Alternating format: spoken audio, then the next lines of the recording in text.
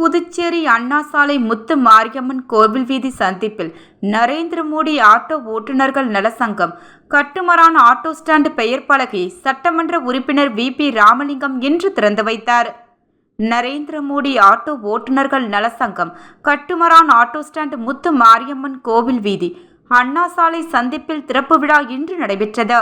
இதில் சிறப்பு விருந்தினராக கலந்து கொண்ட சட்டமன்ற உறுப்பினர் ராமலிங்கம் ஆட்டோ ஓட்டுநர் நலசங்கத்தின் பெயர் பலகை திறந்து வைத்து மரக்கன்று நட்டு ஆட்டோ சங்கர் நிர்வாகிகளுக்கு சீருடைகளை வழங்கினார். தொடர்ந்து இனிப்புகளையும் வாழ்த்தையும் தெரிவித்தார்.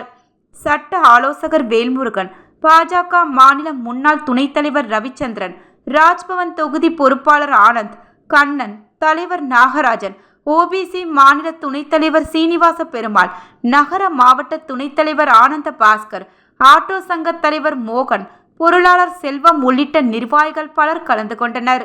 தொடர்ந்து ஆட்டோ சங்க நிர்வாகிகளுக்கு சீருடைகளும் சட்டமன்ற உறுப்பினர் VP ராமலிங்கம் வழங்கினார். முன்னதாக சட்டமன்ற உறுப்பினருக்கு பொன்னாடை போர்த்தி மாலை அணிவித்து சிறப்பான முறையில் வரவேற்பு அளிக்கப்பட்டது.